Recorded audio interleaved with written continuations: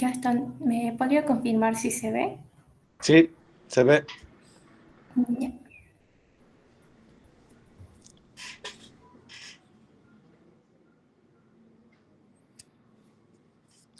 Muy bien, jóvenes, buenas noches. Para darle secuencia entonces a los temas que hemos estado hablando, ahora vamos a hablar de los factores de riesgo para hacer estas enfermedades cardiovasculares y si nos da tiempo vamos a hablar un poquito de lo que es la angina crónica. La siguiente, por favor.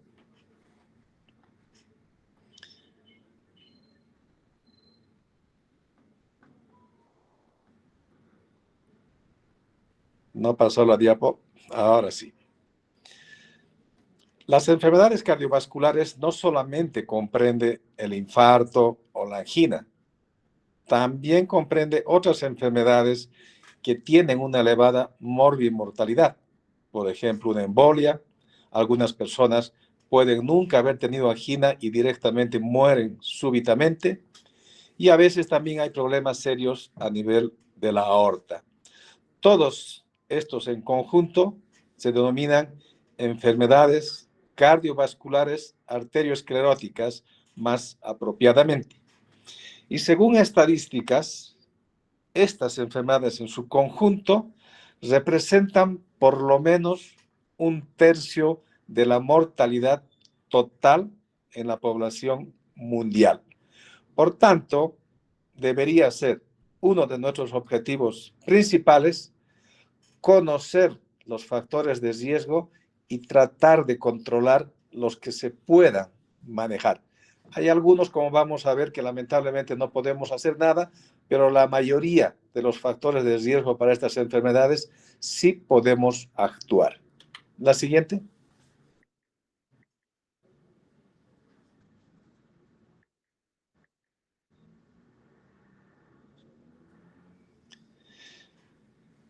¿Qué entendemos como factor de riesgo? Cualquier característica, exposición o algún rasgo particular que aumente la probabilidad de sufrir estas enfermedades. ¿Por qué son tan frecuentes estas enfermedades? Pues porque hay muchísimos factores de riesgo. Algunos de ellos, lamentablemente, no podemos hacer nada, por eso se llaman no modificables, como la edad, que no la podemos detener. El ser varón se considera como un factor de riesgo. El antecedente en la familia de alguna enfermedad cardiovascular, pero que sea joven, es decir, el papá si ha tenido algún evento cardiovascular antes de los 55 años, o la mamá ha tenido un evento antes de los 60 años, se considera que tiene un factor de riesgo adicional esa persona. No es que se hereda, digamos, la patología, pero sí su riesgo es mayor si tiene estos antecedentes. Felizmente, la mayoría de los factores podríamos modificarlos. No es fácil, pero sí se podrían modificar. Entre estos factores que sí se pueden modificar, se los divide en dos grupos. Los principales, los cuales claramente está demostrado que aumenta la enfermedad cardiovascular. Y no solamente eso, sino que cuando controlamos estos factores, baja la enfermedad cardiovascular. Son 4 los factores de riesgo modificables más importantes: la hipertensión, la diabetes, el cigarrillo y el colesterol elevado. Hay muchos otros factores que están descritos, que están probados y aún se están describiendo muchos más, pero su rol protagónico en estas enfermedades está menos establecida. De todos modos, hay que tomar en cuenta. La depresión hoy en día se considera un factor de riesgo, el hígado no alcohólico, la proteína C reactiva en sí puede ser un factor de riesgo. Alguna enfermedad inflamatoria crónica también es un factor de riesgo. La siguiente.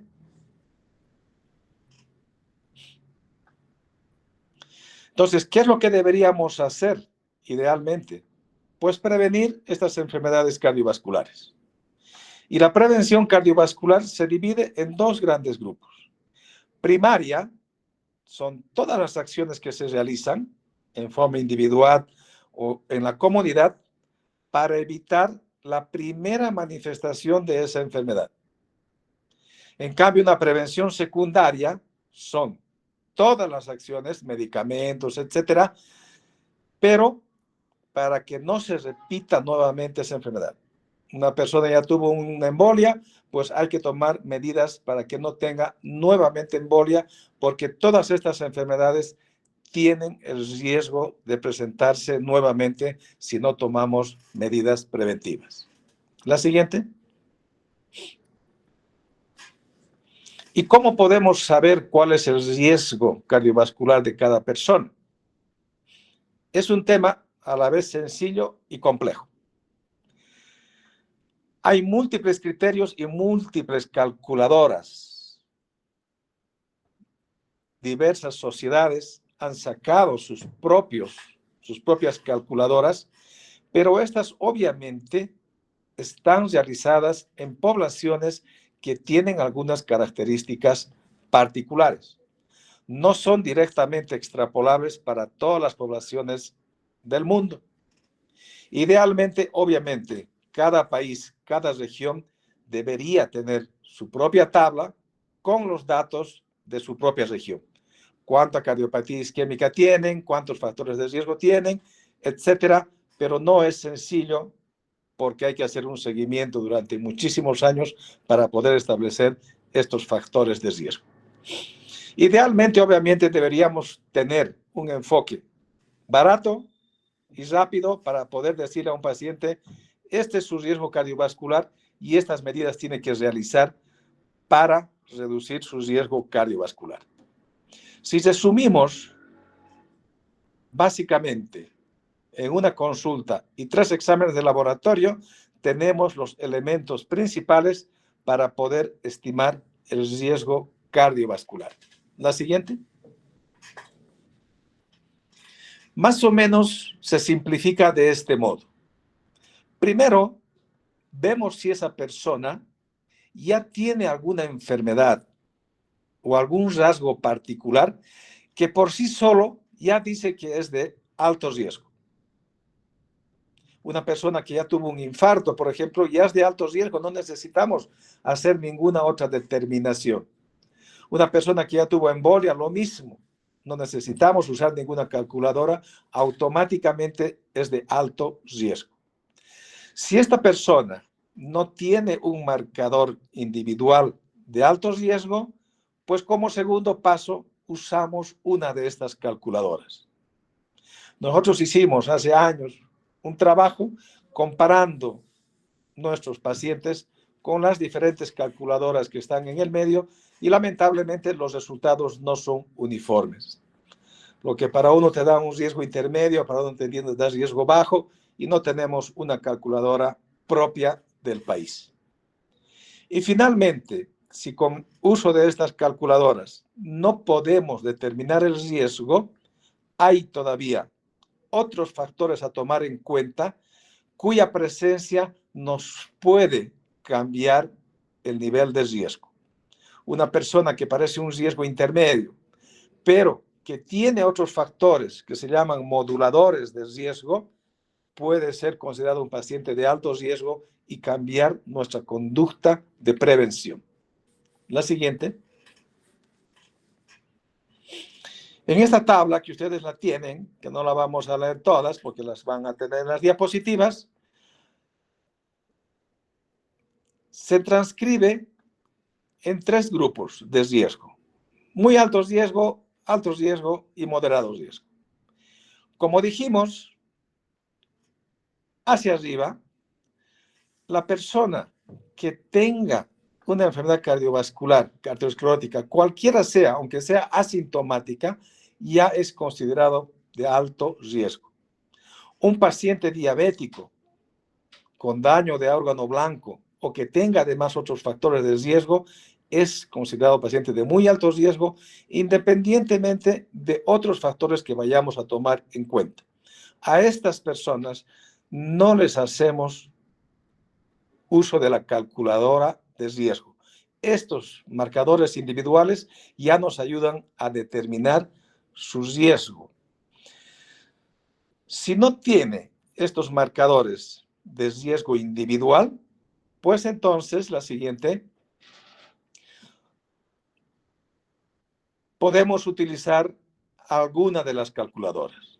Posiblemente la que esté más cercana a las características de la población boliviana es la calculadora realizada por la OPS, que comparando con las otras calculadoras nos da un riesgo un poco menor.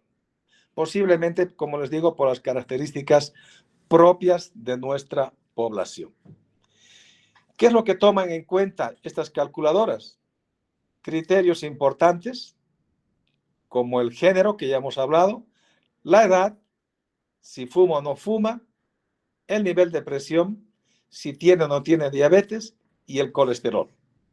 Desde el colesterol total, en la tabla más sencilla, que es la de la OPS, hasta el colesterol LDL y otros factores más que se incluyen en otras tablas.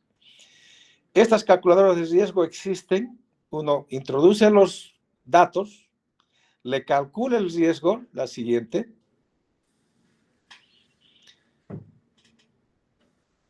Este, por ejemplo, era uno que me hice yo hace unos años, que en teoría mi riesgo era bajo, según la OPS. Me voy a repetir mañana mis estudios de colesterol y me voy a hacer otra estratificación para ver en qué nivel de riesgo estoy. La siguiente.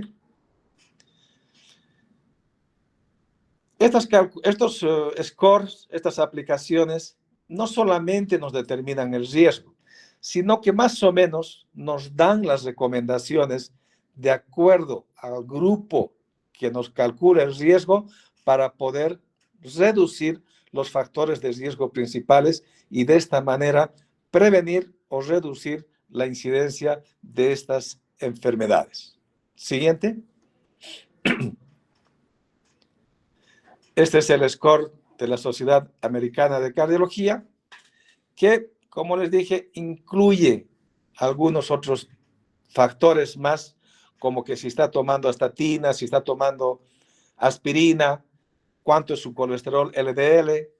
Todo eso está incluido en esta tabla de la Sociedad Americana. Y lo mismo nos estima el riesgo. Este también es el mío, que también me daba un riesgo intermedio. La siguiente. La siguiente, por favor. Y esta es la tabla europea. Todos comparten lo básico, lo más importante. Edad, sexo, hipertensión, diabetes, cigarrillo y colesterol. Algunas otras incluyen otros factores inflamatorios con PCR, etcétera, pero la mayoría incluyen esos factores importantes. Siguiente. Esta más o menos es una comparación de cuáles serían los criterios de alto riesgo, bajo riesgo, etcétera, según la calculadora que utilicemos. Como les digo, difieren entre uno y otro, pero más o menos tienen algo en común. Siguiente.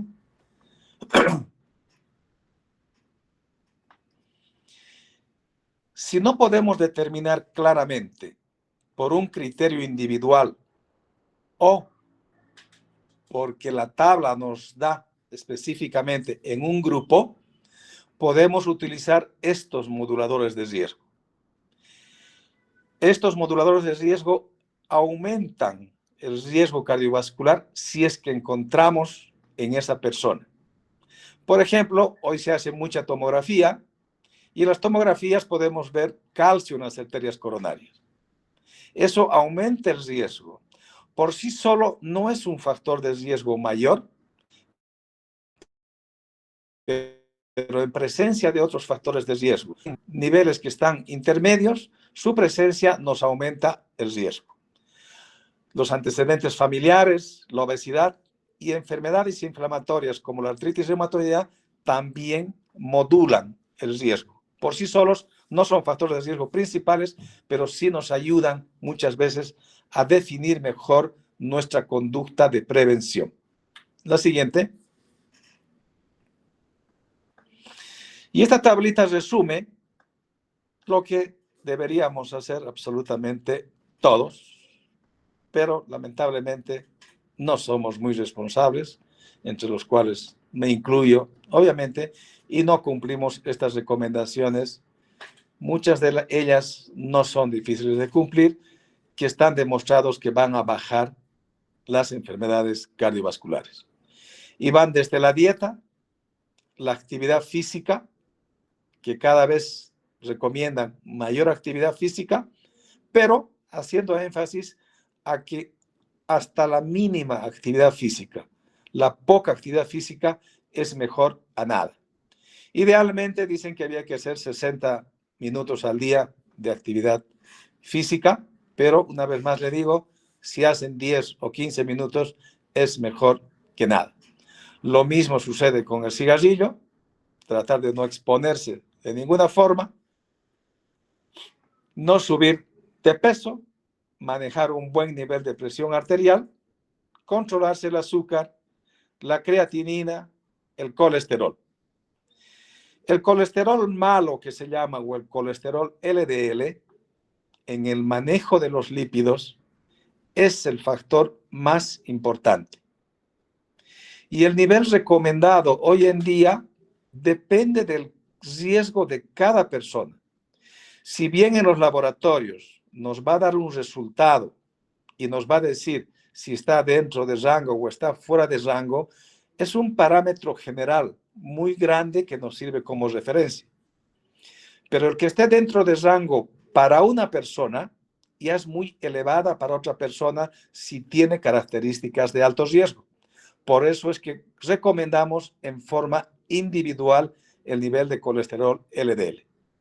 Si una persona tuvo un infarto, por ejemplo, es de muy alto riesgo y su colesterol LDL debería estar menos de 55 miligramos.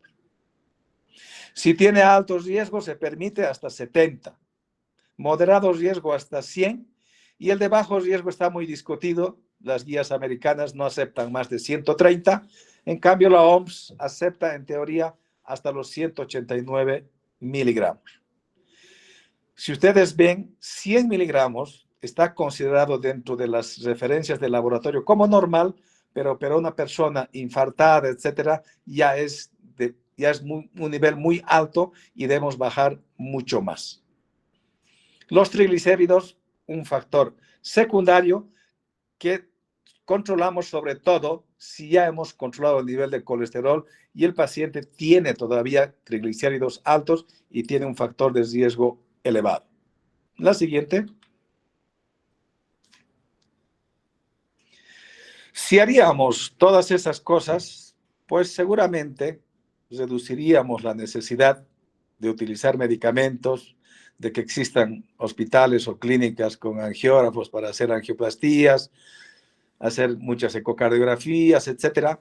Pero para que eso suceda en el mundo, tendría que pasar muchísimos años de cambiar completamente nuestra conducta. Por ahora, obviamente, deberíamos hacer las dos cosas. Tratar lo que se presenta, porque ya no podemos volver hacia atrás, y obviamente tratar de implementar medidas para reducir estas enfermedades. Los días anteriores vimos lo que es el síndrome coronario agudo, que es donde más debemos actuar mucho más rápidamente y posiblemente necesitemos, como les decía, trombolíticos, angioplastía, etc. El otro cuadro isquémico es lo que se llama la angina crónica. Antes se decía angina estable, hoy prefieren no hablar de angina estable porque dice que nos confiamos al decir que es estable y prefieren hablar solamente de crónica porque esas personas también pueden tener alto riesgo. ¿Cómo es una angina estable o crónica, perdón? Es aquella persona que no ha cambiado sus características en los últimos 2 meses. Es decir, tiene la molestia, por decirle cuando trota 4 cuadras, pues cada que trota las 4 cuadras tiene esa molestia. Los últimos 2 meses no ha cambiado. Ayer veíamos en la angina inestable que cuando esto cambia y progresa, ya se constituye en una variante o una forma de presentación de la angina inestable. Pero si se mantiene así, lo mismo los últimos 2 meses, pues se llama una angina crónica. Siguiente.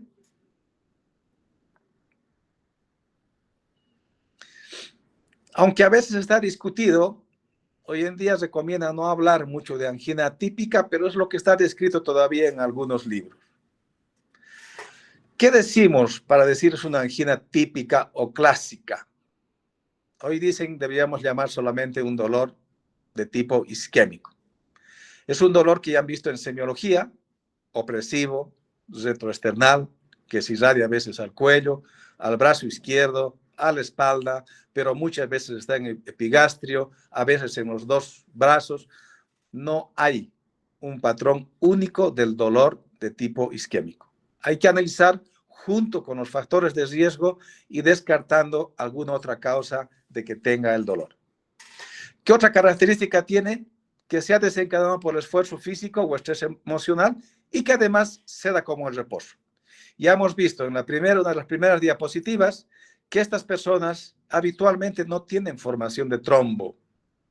Lo que tienen es una placa arteriosclerótica que en reposo da una perfusión suficiente, pero cuando exigimos mayor flujo, como lo hace el esfuerzo físico o el estrés emocional, al existir este estrés ya no puede suplir esa demanda y ahí se produce la isquemia. Pero deja la demanda, vuelve la perfusión y el paciente está sin dolor. Si tiene esas 3 características, se llama angina típica. Si tiene 2 de esas 3, se llama angina atípica, aunque como les digo, muchos autores están cuestionando. Si tiene solamente un hito de ellos o ninguno, pues decimos que es un dolor no anginoso. Y también hay que recordar que los pacientes con cardiopatía isquémica a veces no tienen dolor. Sobre todo personas diabéticas o personas que tienen alguna enfermedad cerebrovascular, etcétera, pueden no tener dolor y tener solamente, por ejemplo, disnea, fatiga, a veces problemas, molestias digestivas, y estos se llaman equivalentes anginosos. La siguiente. La clasificación de la angina crónica es más o menos lo que sucede en la insuficiencia cardíaca con la clasificación de la New York Heart. Es decir, con qué actividad física se produce el dolor. Estadio 1 con grandes esfuerzos, estadio 2 moderados, pequeños y en reposo. Básicamente es lo mismo, pero que no es de la New York, sino es la Sociedad Canadiense de Cardiología. Lo siguiente. ¿Qué debemos hacer? Inmediatamente, como dijimos con los otros cuadros, un electrocardiograma mínimo de 12 derivaciones. Cuando el paciente acude a nosotros, habitualmente ya ha pasado el dolor. Por tanto, ya no está con isquemia. Y su electro puede ser completamente normal. A veces pueden persistir algunas alteraciones del segmento ST o la onda T. Y si ya tuvo algún otro evento, pues vamos a ver secuelas de infarto o una arritmia ventricular. Pero si tenemos la suerte de hacer un electrocardiograma durante el dolor, sí vamos a ver datos de isquemia en un mayor porcentaje. Y la alteración más frecuente es la depresión del segmento ST, que de acuerdo a cuántas derivaciones esté presente, nos puede orientar sobre la extensión de la isquemia. La siguiente. El tratamiento lo vamos a dividir en 3. Farmacológico, la revascularización que ya hemos hablado, y un programa de rehabilitación. Y dentro del farmacológico vamos a ver el episodio agudo y el tratamiento antiisquémico regular a largo plazo. Siguiente. En el episodio agudo, pues, si estamos diciendo que el dolor produce el esfuerzo, el paciente debe hacer reposo, debemos recomendar eso. Los nitratos alivian el dolor, la recomendación es que se administre en posición semisentada, porque si el paciente está parado, a veces baja la presión, pueden tener mareos, etcétera, y cuando está acostado, pierde un poquito el efecto los nitratos. No deberíamos administrar más de 2 a 3 tabletas, porque si el paciente tiene un dolor prolongado, ya hemos dicho que se convierte en una angina inestable. El dolor crónico de la angina habitualmente dura 5, 8, 10 minutos. Una vez que se ha controlado este episodio, pues hacemos un tratamiento antiisquémico a largo plazo. ¿Cuál es la base? Antiagregantes plaquetarios, aspirina o clopidogrel para reducir el riesgo de que se forme un trombo sobre esa placa y tenga un síndrome coronario agudo. Y esto debe hacérselo en forma indefinida. Otro medicamento básico son los betabloqueadores. Si estamos diciendo que la angina se produce porque aumenta la demanda del miocardio, pues reducimos la demanda con los betabloqueadores. Controlamos la dosis de acuerdo a la frecuencia cardíaca. En reposo no debería tener más de 55 a 60 y con actividad física no más de 100 a 110 minutos. Esos deberían ser los objetivos para calcular las dosis de los beta bloqueadores. ¿La siguiente?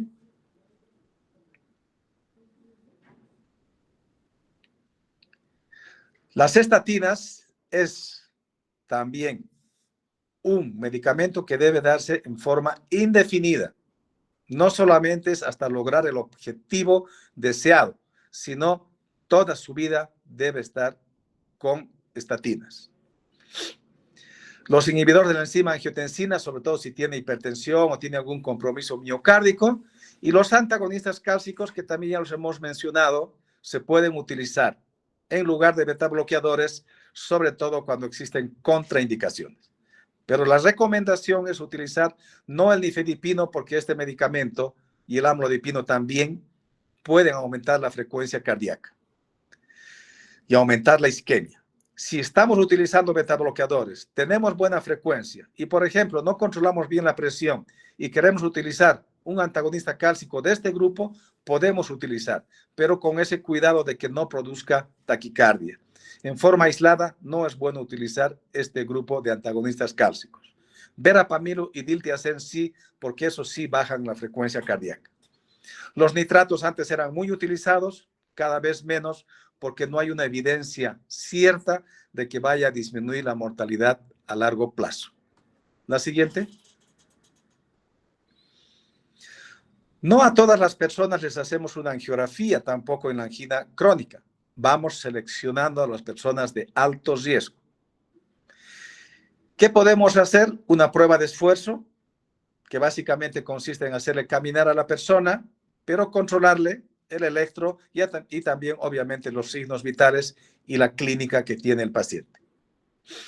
Lo que más nos fijamos es la clínica y si hace alteraciones electrocardiográficas. ¿Qué es lo que más se altera? Habitualmente, infradesnivel del segmento ST. Si tiene clínica y tiene estas alteraciones, se considera una prueba positiva y nos traduce que tiene isquemia miocárdica. Y de acuerdo a cuántas derivaciones esté, cuánto es el infradesnivel, se dice que es de alto riesgo o moderado riesgo. Siguiente. Otro estudio que realizamos es la ecocardiografía, que nos permite ver la contractilidad, que ya lo han visto en las primeras clases. Seguramente podemos ver secuelas ya de algún infarto, aneurismas, y también nos puede hacer el diagnóstico diferencial del dolor torácico. Personas con estenosis aórtica, con miopatía hipertrófica, pueden tener dolor y no tener cardiopatía isquémica. Con un ecocardio podemos detectar estas enfermedades. La ecocardiografía no solamente se la puede hacer en reposo, también se la puede hacer con esfuerzo físico o aumentando la actividad del corazón con medicamentos si la persona no puede hacer actividad física. ¿Qué ventajas tiene esto frente a una prueba de esfuerzo? Que estamos viendo la contractilidad y en pacientes con alguna alteración electrocardiográfica previa, como un bloqueo de rama izquierda, etcétera, no podemos valorar en una prueba de esfuerzo la alteración del segmento ST. Pero en la ecocardiografía, independientemente de cómo esté el electrocardiograma, vemos la contractilidad y si con el ejercicio disminuye una zona y recupera posteriormente, pues es un dato de que está con isquemia miocárdica. La siguiente. La gammagrafía, una temporada también muy utilizada hoy en día en algunos lugares, algunos países. Sí, acá teníamos antes en el Hospital Viedma, pero creo que se lo llevaron a otro lugar y por lo menos en la parte cardíaca no está muy utilizado. ¿En qué consiste eso? Básicamente en darle marcadores y ver si hay zonas que no captan el contraste y esas zonas son zonas de isquemia. Igual que la ecocardiografía, sobre todo es útil cuando hay alteraciones del segmento ST previo a la prueba de esfuerzo y esto nos impide ver los cambios durante el ejercicio. Siguiente. El procedimiento que nos da mejor visualización de las arterias, obviamente es una coronografía directa. Introducimos un catéter directamente en la arteria coronaria, inyectamos contraste y nos pinta todas las arterias coronarias. Es el mejor en cuanto a definición. Pero obviamente es un procedimiento invasivo, cada vez con menos riesgos, pero tiene riesgo, tiene sus costos, pero está muy bien indicada en pacientes que tengan alto riesgo. Si nos da una prueba de esfuerzo de alto riesgo, si su angina va progresando, si el ecoestrés es positivo de alto riesgo, hacemos una angiografía porque esta persona seguramente tiene lesiones críticas y va a necesitar una revascularización. La siguiente. Felizmente hoy en día, cada vez más se están haciendo angiografías por tomografía, ya no en forma invasiva en todas las personas. Tiene todavía también un costo elevado. Acá en Cochabamba sí se está haciendo, pero está indicado sobre todo para descartar una enfermedad coronaria, no tanto para tener la certeza de cuántos vasos ni qué porcentaje de estenosis tiene esa persona. Si tiene una probabilidad baja o intermedia y queremos tener mayor información de la anatomía coronaria, podemos hacerle perfectamente una angiografía coronaria por tomografía y no en forma invasiva.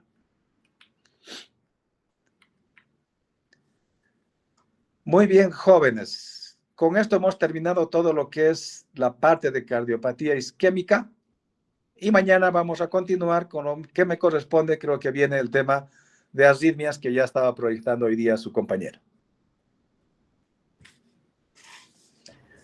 Muy bien. Yo los veo mañana. Gracias, doctor. Hasta luego. Adiós. Hasta luego, doctor. Gracias.